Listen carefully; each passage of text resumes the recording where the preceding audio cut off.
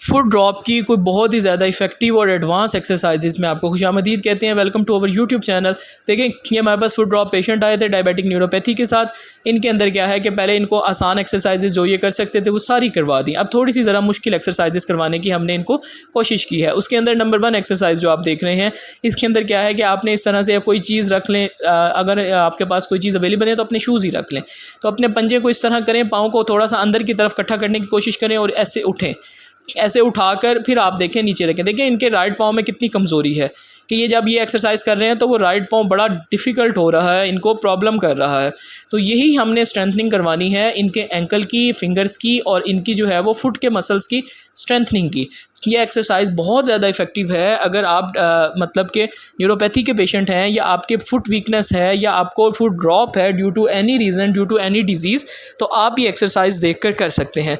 ये एक्सरसाइज बहुत ज़्यादा इफ़ेक्टिव है। अगर आप इसको इस तरह से कर लें तो आप अपने फुट के मसल्स में बहुत अच्छी स्ट्रेंथ फील करेंगे। फुट ड्रॉप के अंदर क्या होता है कि आपके एंकल और फुट के मसल्स का स्ट्रेंथन यानी कि ताकतवर होना बहुत ज़रूरी होता है। अब हम इनको थोड़ी सी ज़रा इनके फुट के मसल्स की स्ट्रेंथनिंग करवा रहे हैं। उसके अंदर ये जो एक्सरसाइज़ है ये हमने इनको आज कहा कि आप करें। ये बहुत ज़्यादा अच्छी एक्सरसाइज़ है आपके पाँव की सेहत के लिए, आपके घुटने, आपके टखने की सेहत के लिए और आपके पंजे के यानी कि पाँव के पंजे की सेहत के लिए। और इसके बाद जो नंबर 2 एक्सरसाइज है ये भी इनके पंजे और पाँव की मूवमेंट के लिए है।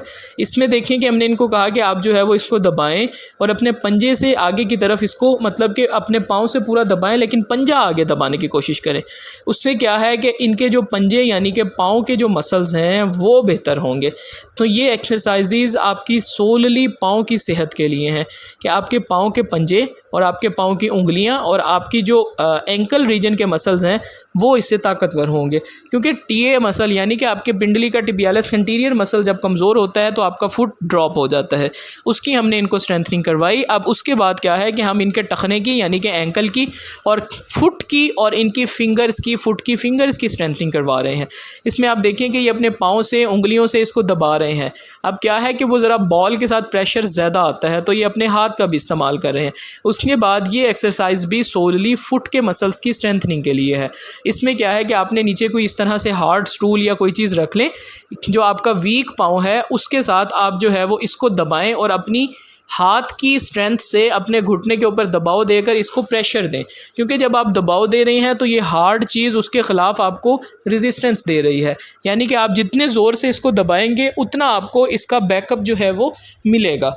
तो इसके अंदर आपने जो है वो इस तरह से अपने पाँव को लेकर और नीचे दबाना है।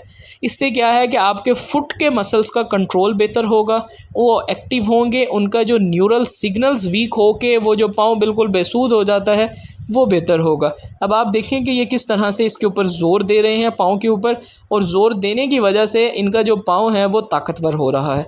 अब आप भी ये एक्सरसाइज घर पर कर सकते हैं। ये वेरी इफ़ेक्टिव एक्सरसाइजेज होती हैं एक फुट ड्रॉप पेशेंट के लिए और एक वो पेशेंट जिनके पाँव के मसल्स कमज़ोर होते हैं। जब आपके पाँव के मसल्स कमज़ोर होते हैं तो आप ये एक्सरसाइजेज देख कर करें, उनमें इससे काफ़ी हद तक अच्छी स्ट्रेंथ डेवलप होती है। हमने इनके टीए मसल्स की स्ट्रेंथनिंग के बाद अब इनका मैक्सिमम फोकस जो है वो इनके फुट के मसल्स की स्ट्रेंथनिंग यानी कि ताकत पर रखा है।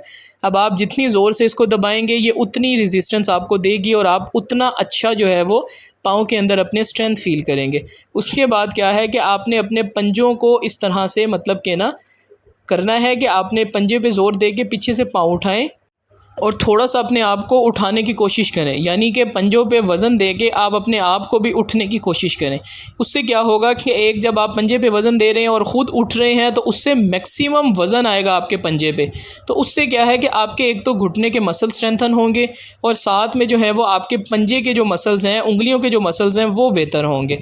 उसके बाद आपने जो है वो इस तरह से अपनी उंगलियों को मूव करें, यानी कि आप उंगलियों की मूवमेंट करें। देखें इनकी उंगलियों की मूवमेंट वीक है जिसके ऊपर हम वर्क कर रहे हैं, जिसमें क्या है कि आपने अपनी उंगलियों को इस तरह से इकट्ठा करना है, फिर रिलैक्स करना है। अब ये जब इसको इस तरह से कर रहे हैं तो क्या है कि इनको बहुत ज़्यादा डिफ़िकल्टी आ रही है, क्योंकि इनके जो पंजे के मसल्स हैं वो बहुत हद तक कमज़ोर हैं।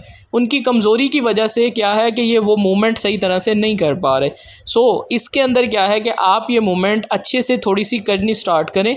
स्टार्ट में आपको थोड़ी सी ज़रा डिफ़िकल्टी फ़ील होगी, लेकिन उसके बाद देखें कि जैसे जैसे थोड़ा सा इन्होंने किया है तो इनके पंजे जो हैं वो अब मूव करना शुरू कर रहे हैं। तो ये बेसिकली पंजों की भी हेल्थ आपकी बहुत ज़रूरी है जब आप फुट ड्रॉप के पेशेंट हो, क्योंकि जब जब आप इस चीज़ को करेंगे वैसे वैसे आपकी जो स्ट्रेंथ है मसल्स में वो बेहतर होगी। अब ये देखें कि इसमें क्या है कि हमने इनको कहा कि लास्ट में आप इसको दबाएं और अपने हाथ का मतलब कि फुल ज़ोर इसके ऊपर दें, क्योंकि इससे क्या है कि पहले इनको हल्का सा प्रेस करने का कहा, अब जो है वो फुल बॉडी का ज़ोर देने का कहा कि आप जो है वो इसको दबा कर कुछ देर रखें, देन आप इसको रिलैक्स करें। बेसिकली ये बहुत ज़्यादा इफ़ेक्टिव एक्सरसाइज है। अगर आप इसको करेंगे तो आप इसका डिफरेंस और इसका फ़र्क जो है वो ख़ुद ही फील करेंगे। देखें कि अब जो है ये अब इसके ऊपर जब दबा रहे हैं तो ये फुल आगे की तरफ भी जा रहे हैं। पहले जस्ट ये टांग से नीचे दबा रहे थे, अब ये दबा कर आगे जा रहे हैं। इससे इनके घुटने का कंट्रोल बेहतर होगा, इनके पाँव का और इनकी कंप्लीट एंकल के मसल्स का कंट्रोल बेहतर होगा। Thank you so much for watching. Please like share and subscribe.